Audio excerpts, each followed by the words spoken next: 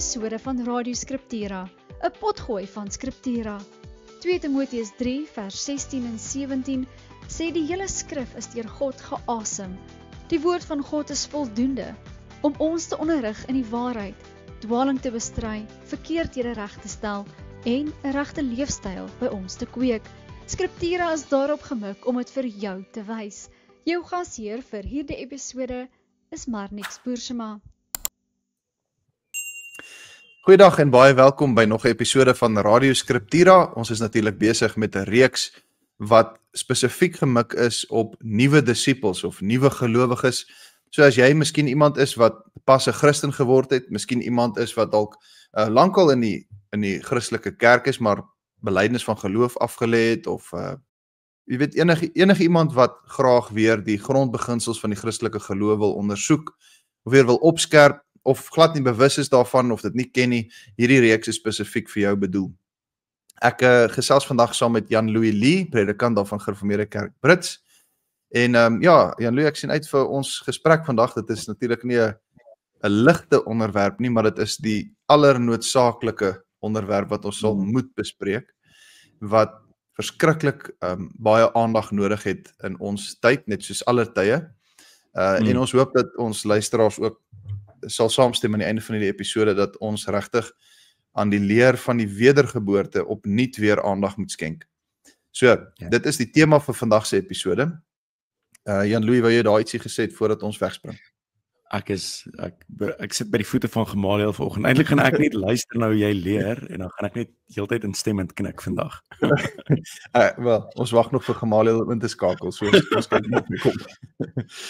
Goed, so ons gesels oor die wedergeboorte, en ek wil graag vir ons lees uit Titus 3, net om ook eerstens aan te toon dat die term wedergeboorte is 'n Bybelse term, en daar word ook ander woorde gebruik in die Bybel vir hierdie leerstelling, van die nuutskepping van God se gees, of God se gees wat ons nuut maak. Maar ek het spesifiek gedink om Titus 3 te lees, want daar is partykeer die gedagte by mense dat hierdie leer van die wedergeboorte is eintlik iets wat nie regtig by die gereformeerdes tuis hoort nie. Dis nie regtig iets waarvan die gereformeerdes praat. Natuurlik heeltemal 'n foutiewe ding om te dink. Gereformeerdes spreek nie oor bekering nie. Ja, maar die leer van die wedergeboorte is, ons moet dit reguit sê, is gekaap deur sekere groepe, en die wedergeboorte is iets gemaak wat dit glad nie veronderstel is om te wees nie. So ons wil weer die Bybelse lig ook hierop laat val. Ek lees vir ons Titus 3 vanaf vers 4. Maar toe die goedheid en menseliefde van God, ons verlosser, verskyn, het hy ons verlos, nie op grond van werke wat ons uit geregtigheid gedoen het nie, maar op grond van sy ontferming, by wyse van die afwassing deur die weergeboorte en vernuwing deur die Heilige Gees, wat hy ryklik oor ons uitgegiet het deur Jesus Christus ons verlosser. So het ons, geregverdig deur sy genade, erfgename geword van die ewige lewe waarop ons hoop. So kom ons stop net eers daar. In hierdie reeks sou jy nou agtergekom het met ons vorige episode, het ons die oproep gehad en die verduideliking gehad van die evangelie, die oproep glo die evangelie, die blye boodskap van Christus die gekruisigde. Maar net omdat daai episode en daai tema voor die episode van die wedergeboorte kom, moet jy nie onder die indruk wees dat geloof gebeur voor die wedergeboorte nie. Met ander woorde, jy moet nie dink, omdat ons reeks so gestruktureer het, dat iemand eers glo en dan word hy deur die Gees weergebore nie. Maar die wedergeboorte is eintlik eerste. Nou, ons het dit so gestruktureer in ons reeks dat die evangelie eerste kom, omdat ons hierdie oproep tot geloof en bekering moet hê, en die wat dan kan gehoor gee daaraan, die wat wel tot geloof en bekering kan kom, daardeur word bewys dat hulle wel weergebore is. So Titus 3 wys vir ons baie duidelik dat die wedergeboorte eerste is, dat daar vernuwing is deur die Heilige Gees, die weergeboorte, en dan vers 7 sê, so het ons geregverdig deur sy genade erfgename geword. So hierdie werking van die Gees moet eers by ons gebeur. As ek my nie misgis nie, het ons in ons eerste episode, Jan-Louis, ook gesê, waar ons gepraat het oor hierdie gedagte van wat is 'n Christen, het ons ook gesê, Christen is iemand wat nuut gemaak is deur die Gees. Ja. En dis die primêre, dis die wesenlike. So dit is Daar so 'n is bietjie nie daar is nie so ding soos 'n onwedergebore Christen nie. Nee, so die ons het dit net uitmekaar uitgehaal vir duidelikheidshalwe, maar die een kom duidelik voor die ander een. Ja, iemand sal byvoorbeeld sê ek is 'n wedergebore Christen. Dis tautologie daai. Ja, jy sê presies dieselfde dinge. Christen, 'n ware Christen is 'n wedergeborene. Daar's nie regtig 'n onderskeid nie. Ons hoef nie onderskeid te tref nie. So, wat is die wedergeboorte? Net so in breë trek en dan gaan ek so 'n bietjie vir Jan Louw ook vra of hy vir ons daar kan help. Die Bybel beskryf dit soos ek sê aan die hand van verskillende terme. Ons het hier in Titus 3 gehoor, dis die weergeboorte. So daar's 'n tweede geboorte. Dit is 'n geestelike geboorte. En ons sal net nou 'n bietjie verwys na Johannes 3 waar Jesus ook praat met Nikodemus. En dan sê hy dit is 'n geboorte van bo af. In ander woorde, dit is hierdie totale vernuwing wat die Here deur sy Heilige Gees bewerk. Hy maak jou geestelik heeltemal nuut. Hy maak jou 'n nuwe mens. Hy wek jou op in Christus in die nuwe lewe. Hy beklee jou met die nuwe lewe in Christus. So in Kolossense vind ons ook hierdie gedagte dat ons in die doop in Jesus se dood ingedoop word, dat ons met ander woorde saam met hom gekruisig is en gesterf het en dat ons saam met hom opgewek is in 'n nuwe lewe. Nou dit is die wedergeboorte. Dieselfde Heilige Gees wat Christus opgewek het uit die dood, deur daai selfde einste krag word ons ook geestelik opgewek. Ons wil wat voorheen dood was word opgewek deur die Gees om nou lewend te wees, om nou waarlik in Christus vry te kan wees, om te wil lewe vir die Here. Dit is die wedergeboorte in breë trekke. Nou Jan, voordat ons aangaan, kom ek gee net gou 'n oorsig. Ons gaan gesels oor die moed van die wedergeboorte. Ons gaan gesels oor die manier van die wedergeboorte. Ons gaan gesels oor die vrug van die wedergeboorte. Nou het ek al reeds iets gesê oor die manier van die wedergeboorte. Hoe word ons weergebore? Maar dit is in breë trekke ons gesprek vandag. Jan Louw, wil jy ietsie byvoeg inleidend oor wedergeboorte voordat ons oorgaan na die moed van die wedergeboorte? Ek het nou baie gepraat. Ja, ek dink die belangrike ding waarby ons nou hopelik gaan uitkom is om net bietjie te kyk na die revival kultuur wat ons wêreldwyd het. Dit is grootendeels maar op Amerikaanse universiteitskampusse, maar die idee dat jy oor en oor wel, ons gaan nou ook gesels oor die doop, gedoop moet word, maar ook dat jy oor en oor tot bekering moet kom. So, ons gaan ergens net 'n mooi onderskeid moet tref tussen bekering, inkeer, wortelbekering en al daai tipe van goeders. Hopelik in die gang van die gesprek kan ons al hierdie temas uitlig wat onder die oppervlakte hiervan lê. Ja.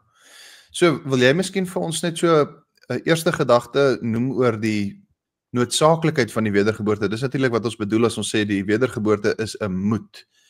Wat presies beteken dit? Ek dink die teks wat jy wil na verwys is Johannes 3, maar ek wil so 'n bietjie spring. Ek wil na Johannes 13 toe gaan. Ja. Want die bokkamer gesprek van ons Here Jesus van Johannes 13 tot 17 is sekerlik van die mooiste geskiedenis wat vir ons opgeteken is. En dan het jy dit begin met Johannes 13 waar daai belangrike disippels nie een wil opstaan en die ander een se voet wil was nie. En dan staan Jesus op en dan kom hy by Petrus en dan sê Petrus vir hom in Johannes 13 vers 6, Here, gaan U my voete was? En dan sê Petrus in vers 8, U sal my voete in der ewigheid nie was nie. En dan sê Jesus, as ek jou nie was nie, het jy geen deel aan my nie. Dit wys natuurlik nie noodwendig net op die voete was nie, dit gaan oor die was in die bloed van Jesus Christus. So die was in die bloed van Christus is krities noodsaaklik vir ons om gebind te wees en om daaraan vas te hou dat dit nie net vir ander nie, maar vir my ook betekenisvol is, soos die katekismes al hierdie dinge verwoord.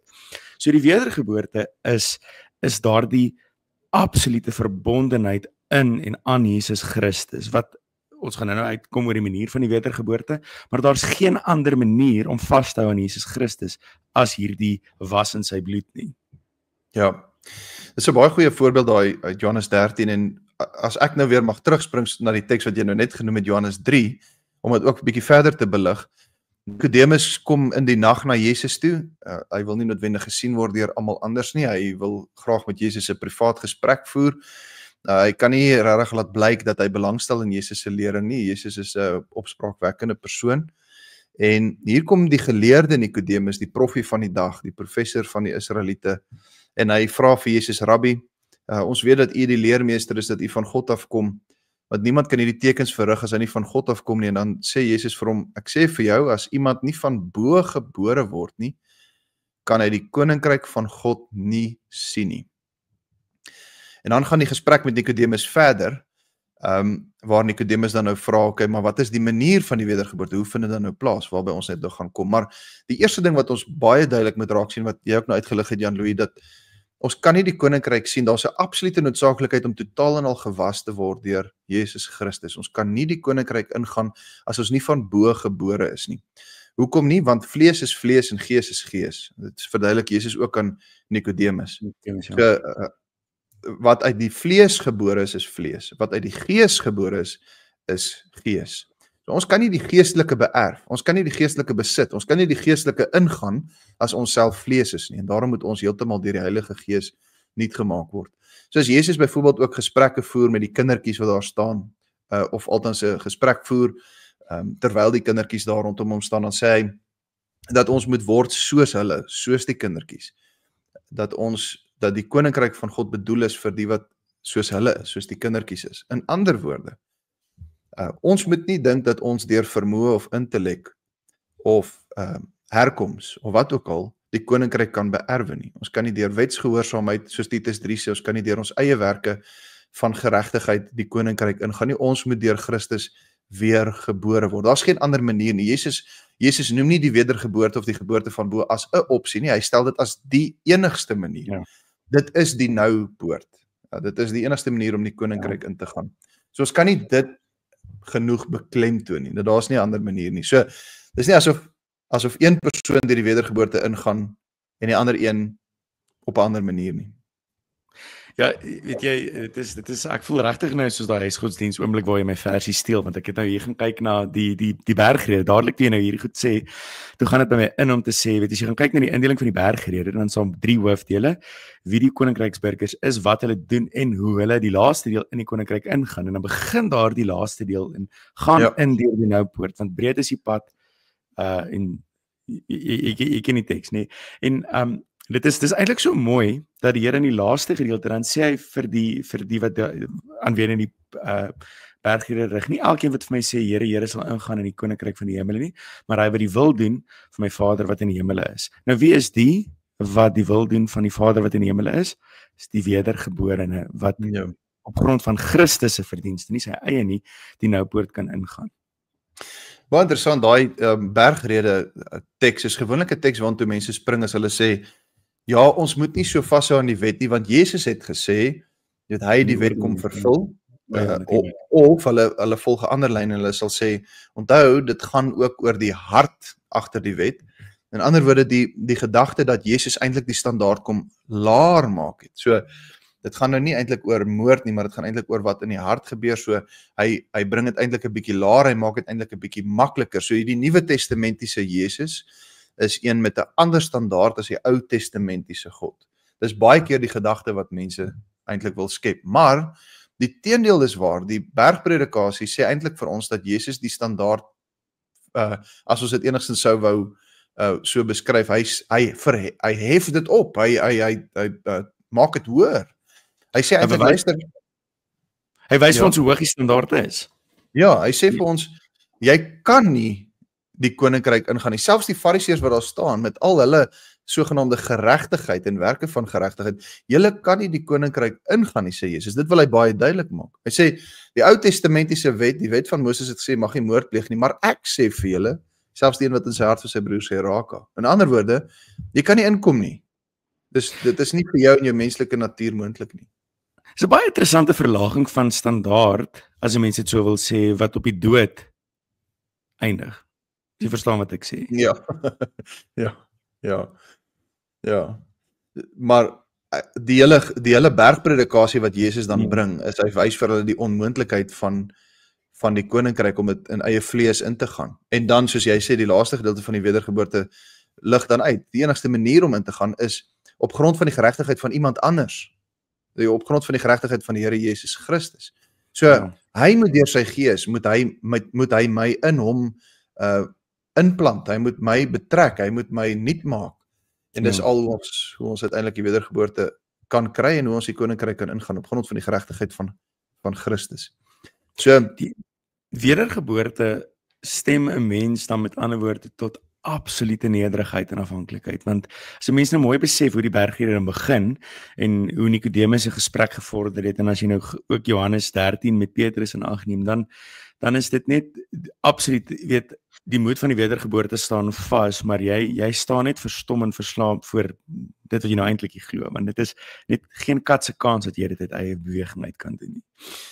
Ja, en die hartseer ding is, as ons die leerstellings van die wedergeboorte nalat en dit nie bepraat en bepreek nie, of daaroor preek nie, dan verloor ons eintlik hierdie groot besef van die absolute genade.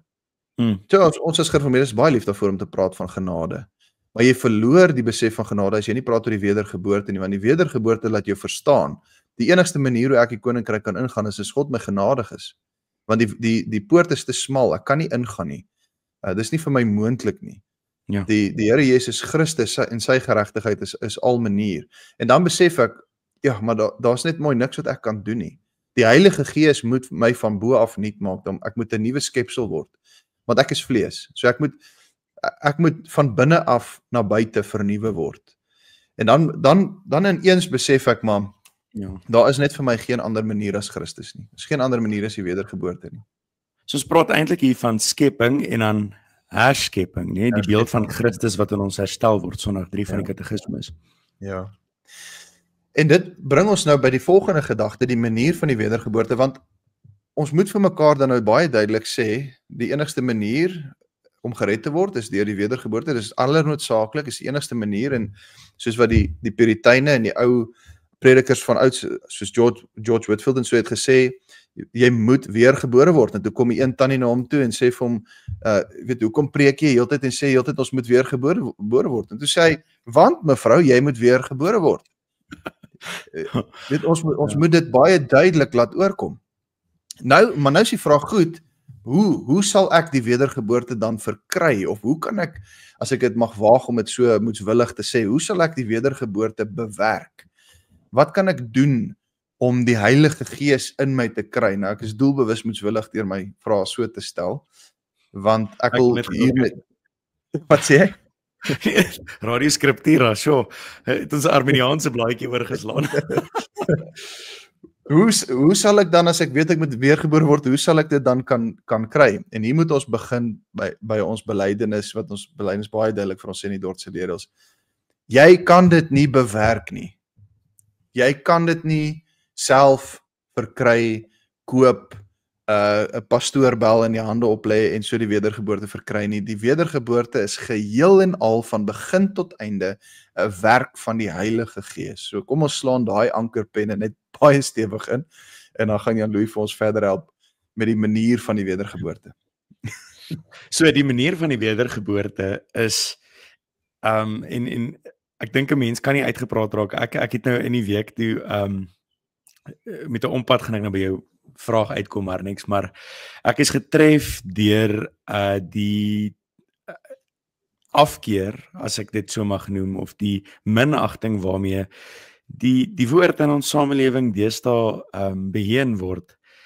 Weet, as jy het 'n versie vir die dag, of jy het 'n teksie wat jou troos en maar die gesonde, suiwere prediking van die woord van God, die volle raad van God, wat moeilike temas soos die wedergeboorte, die oordeel, God se geregtigheid en dan God se liefde alles verkondig. Dit is nie populêr nie, en dit is ongelukkig of gelukkig dan nou die manier waarop God die wedergeboorte in mense harte werk. Gaan kyk 'n bietjie in die evangelies en gaan kyk ook in die boek Handelinge waar die patroon is, die woord is verkondig, mense tot geloof gekom in die gemeente het gegroei. Dit was die patroon. En mettertyd, selfs die tekens wat gedoen is, soos genesings en sekere wonders wat selfs in Handelinge gedoen is deur die apostels in die naam van Jesus, natuurlik dit is Jesus wat dit self doen deur die apostels. Dit stelselmatig na die einde van Handelinge en aan die einde van die Nuwe Testament het daai tekens al hoe minder geword, dat dit net soos 'n paal bo water staan, alleen deur die gesonde,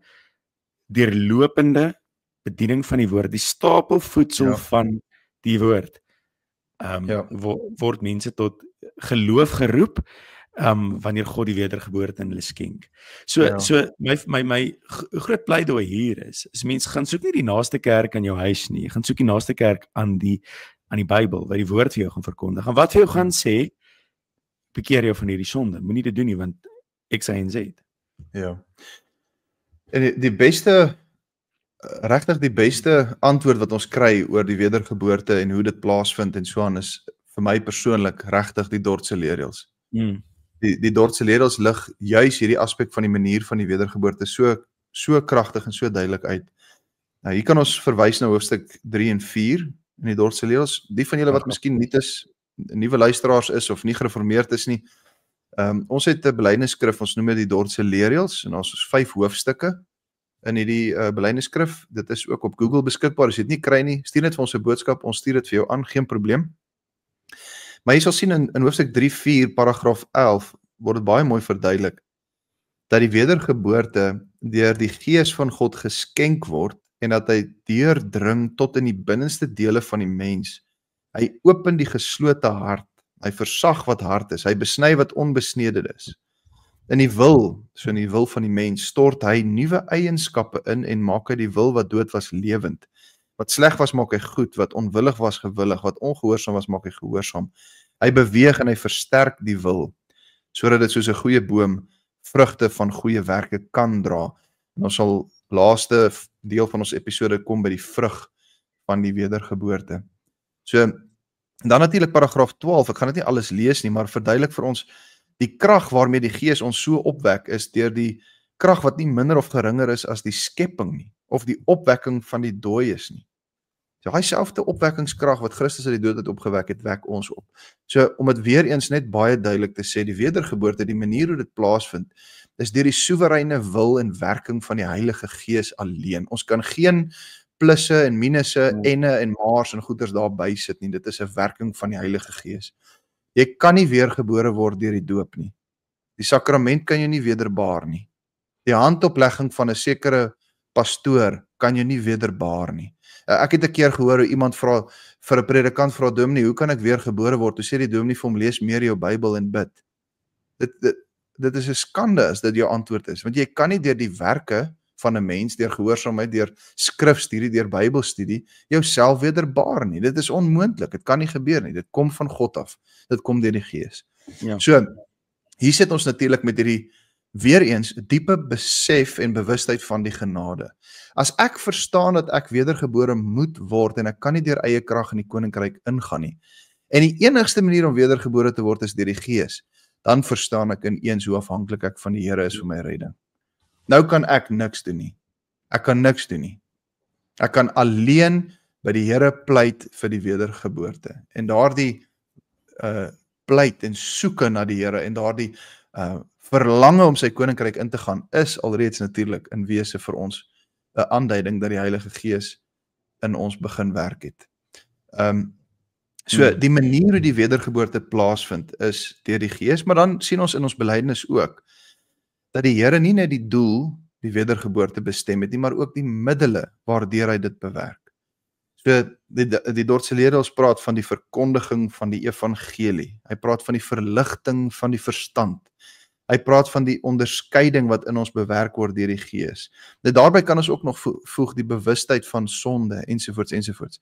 In ander woorde, die wedergeboorte word bewerk deur die evangelie verkondiging, deur die woordbediening, deur die skrif ensovoorts ensovoorts. So die Here wil dus sy wedergeboorte in ons werk ook deur hierdie middele wat hy daar voorsien het. Maar ons moet mooi verstaan dat ek nie die Heilige Gees kan forceer of verplig om my te wederbaar wanneer ek meer Bybel lees nie. Maar soos die katekismus ons ook leer dat die Gees in ons werk deur die genademiddele, dat ons deur die woordbediening, deur die sakramente werk die Gees in ons. Dis hoe die Here dit daar beskik het. En ons is in afhanklikheid voor die Here en sy Gees in afwagting op die wedergeboorte en bidend vir die wedergeboorte, wanneer ek weet van iemand anders wat afdwaal, iemand wat nie bekeer is nie, iemand wat nie glo nie, dan bid ons dat die Here deur sy Gees kragtig die wedergeboorte in daardie persoon sal skenk. Dit is waar ons moet begin, dis die manier van die wedergeboorte.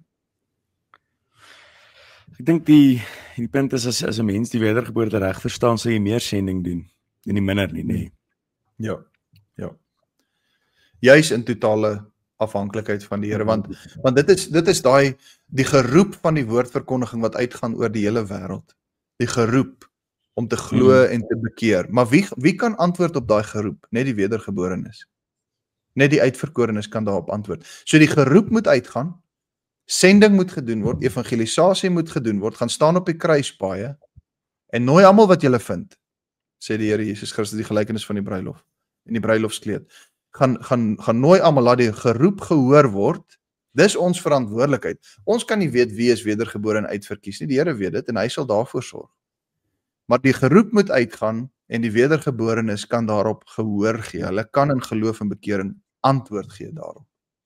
Ja. En daarom is dit so lastelike gedagte om te dink dat God by wyse van spreuke soos baie gesê word aan die deur van die hart klop en jy moet hom inlaat, of dat die Heilige Gees in aanhalingstekens 'n gentleman is wat jy nou nie gaan forceer om iets te doen wat jy nie wil nie. Dit is baie erg, want paragraaf 15 sê hierdie genade is God aan niemand verskuldig nie. Wat sou God immers aan iemand skuld wat hom vooraf niks kan gee nie om dan daarvoor vergoed te word? Inderdaad, wat sou God aan die mens verskuldig wees wat self niks anders as sonde en leuns het nie? Die mens wat hierdie genade ontvang, is aan God alleen ewige dankbaarheid verskuldig en dank God ook daarvoor. Ja. So ons sien die wedergeboorte as iets wat van A tot Z 'n werking van God se Gees is, wat hy soewerein bepaal en wat hy ook deur sy middele bewerk en op sy tyd werk, wanneer hy werk en hoe hy wil werk. En ons moet hom nie daarvoor 'n metode voorskryf of sy arm probeer druk of op probeer omkoop nie. Ons moet hierdie geheel en al oorlaat aan die wil en die raad van die Vader. En dit sal ons soveel te meer, soos jy gesê het, Jan-Louis, aanvuur om sending te doen, om die geroep te laat hoor, maar dit vuur ons ook aan om biddend te pleit vir die ongelowiges, om biddend te pleit vir familie en vriende wat afdwaal, vir die wat nie wedergebore is, om biddend te pleit dat die Here sy Gees vir hulle sal gee. Om biddend te pleit vir my eie kinders, dat die Here die Gees ook aan hulle sal gee, dat ons nie in hierdie leuen sal glo, dat net omdat my kind is hy gered nie, of net omdat my kind gedoop is hy outomaties gered nie. Die wedergeboorte is 'n noodsaaklikheid vir almal. Die Gees moet ons vernuwe, anders kan ons die koninkryk nie sien nie. Jesus is daaroor baie, baie duidelik. Nou ja, nou is die vraag natuurlik, ons het gepraat oor die moed van die wedergeboorte, die manier daarvan, wat is die effek wat die wedergeboorte het? Ons het nou reeds gehoor en in ons vorige episode dit uitgelig, die effek, die groot effek wat ons kan sien, of hoe die wedergeboorte in ons sigbaar word, of uiting vind, is deur geloof in Christus en deur bekering. Maar wil ons dit so 'n bietjie verder uitpak, Jan-Louis, miskien kan jy vir ons, miskien is daar ander aspekte of vrug van die wedergeboorte wat ons kan sien in die lewe van 'n gelowige. Of in die lewe van 'n wedergeborene, ja. Wanneer Paulus aan die gemeente in Efese skryf, die gemeente is in daardie distrik, dan skryf hy in hoofstuk 4 vers 17, dit betuig ek dan in die Here, dat julle nie meer moet wandel, soos die ander heidene ook wandel in die verdwaasheid van hulle gemoed nie, mense wat verduisterd is in die verstand en vervreemd van die lewe van God, hierdie onkunde wat in hulle is vanweë die verharding van hulle hart. Dan praat hy oor ongevoeligheid en dan oor die verdwaasheid van hulle gemoed waarin hulle op die ou mens se baan gestap het. En dan praat hy van die uittrek en die aantrek en die hele ding rondom bekering.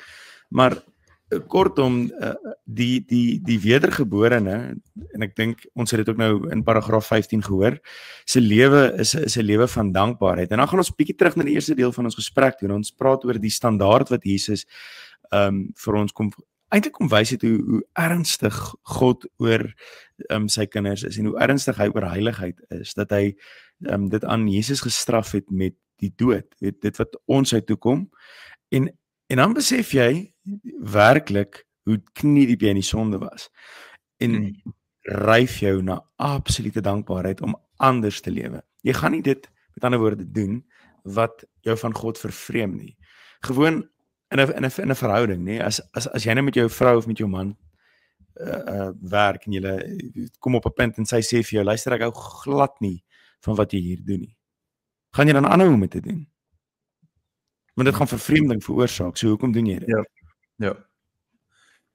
Ja, dit herinner my aan Efesiërs 4 vers 30 wat sê dat ons nie die gees moet bedroef nie. Ja. So ons staan nou deur die almagtige werking van die Here is ons nou opgewek deur die Gees en verbind aan Christus en niemand kan ons van hom skei nie. Niemand kan daai verhouding, daai verbond verbreek, daai uitverkiesende liefde van Christus hou ons in Christus vas. Maar aangesien ek nou so deur die Heilige Gees so bewoon word en deur hom gestuur word, moet ek nou ook daarop let dat ek nie in my dade hom bedroef nie. Ja. Dit is hoekom Galasiërs ook sê wandel in die Gees. So het anders ook ons sê meer letterlik wandel in pas met die Gees. Leef in verhouding met die Gees, leef waar hy jou lei. Nie sodat ek weergebore word nie, maar omdat ek weergebore is, omdat ek aan Christus verbind is, omdat ek 'n nuwe skepsel is. So my motivering vir gehoorsaamheid is geheel en al anders. As ek 'n wedergeborene is, dan is my rede vir my gehoorsaamheid is daai dankbaarheid teenoor die Here en ook die feit dat ek reeds nuut gemaak is en dat ek nou naby en in verbondenheid en verhouding met Christus wil lewe. In pas met die Gees wil lewe, nie sodat ek gered kan word nie, maar omdat ek gered is. Daar's natuurlik die wesenlike verskil. Ja, dit is soos Jesus gebruik nie om dowe neute die hele beeld van lig en sout in die bergrede nie. Dit is sigbaar en dit gee smaak. Ek sê baie vir my belydennisklas, as ek wil baie graag sonder dat ek 'n woord al met jou gepraat het, as jy aangestap kom, wil ek kan sien dat jy anders is. Dat jy nie saam met die wêreld gaan en die stroom van die wêreld volg in jou optrede nie, want om sonde te doen en om algemeen te wees is maklik, nee, want dit is die patroon van die wêreld. Om anders te wees is bietjie moeiliker en dit is wat die wedergeboorte in jou werk is. Jy lewe doodgewoon net anders, jy dink anders, jou kop dink nie oor hierdie tipe van goeders, jy dink baie minder die woordjie ek in jou woordeskat, baie meer weet wat is God se wil? Hoe wil God hê moet ek hierdie ding benader? En dit is nie altyd so maklik so wat mense nou sê nie. Dit kom regtig nie natuurlik nie. Dit is deel van die reeds en die nog nie. Reeds verlos, maar nog nie in die heerlikheid nie. Dit vat partykeer dat 'n mens jouself in 'n konkrete situasie sal sit en sê, luister, my ou natuur skree nou om iets te doen wat kontra die wil van die Here is. Ek wil toegee aan hierdie versoeking. Ek gaan nou 2 tree teruggee en sê nee, kom ons, en dit is die vrug van die wedergeboorte, dat jy kan net 'n oomblik neem en sê nee, ek gaan doelbewus nou anders optree omdat ek 'n kind van die Here is.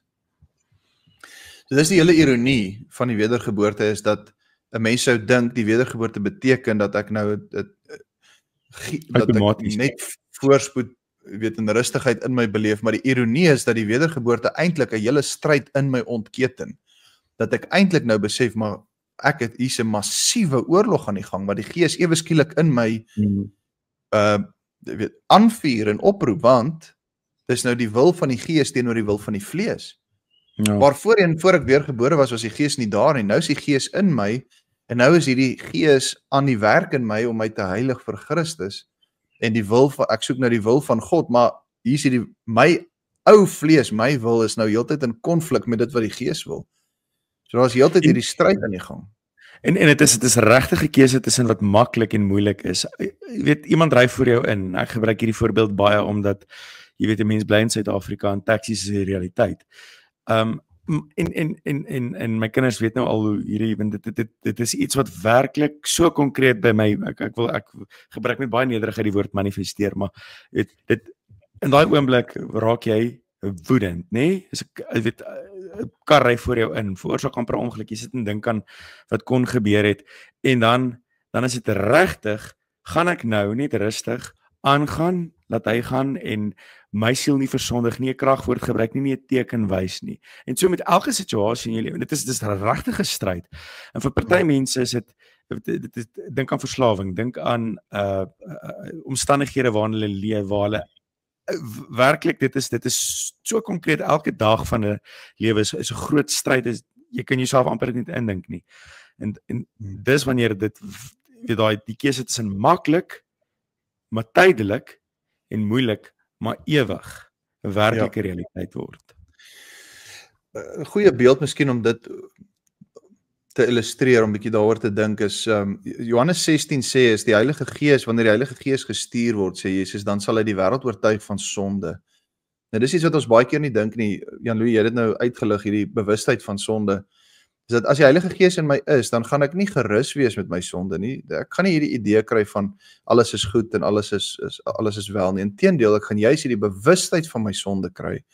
Hierdie bewustheid dat ek moet bekeer. Dit is vir die Heilige Gees in my werk. Dit is 'n kenmerk van die wedergeborene, dat hy hierdie bewustheid in hom het. As ons nie 'n bewustheid van ons gebrokenheid en sonde in ons het nie, kan ons nie met reg sê dat ons die Heilige Gees in ons het nie. As ek sê, jy weet, my sonde en alles is reg. En die beeld om dit te illustreer is, as jy dink aan 'n baie donker kamer, en jy is in daai baie donker kamer, en dit stel nou voor dat jy, voor die wedergeboorte was jy in die donker, jy was in die duisternis van die duiwel gewees, in die duisternis van jou eie sonde gehul. Jy weet, en daar leef jy, alles is maanskyn en rose, want jy kan nie sien nie. Jy kan nie sien hoe vuil jy is nie. Jy kan nie jou eie sonde en ongeregtigheid sien nie. Maar stel jou voor, iemand steek 'n kers op in daai kamer en sit die lig daar. Ewe skielik begin die lig vir jou wys hoe donker die res van die kamer is, en hoe nader jy aan die lig begin beweeg, hoe meer raak jy bewus van jou eie vuilheid. Hoe nader ek aan daai kerslig kom, dan begin ek kyk na my eie hande en ek sien, maar ek was toe al die tyd eintlik baie vuil en eintlik 'n walglike mens.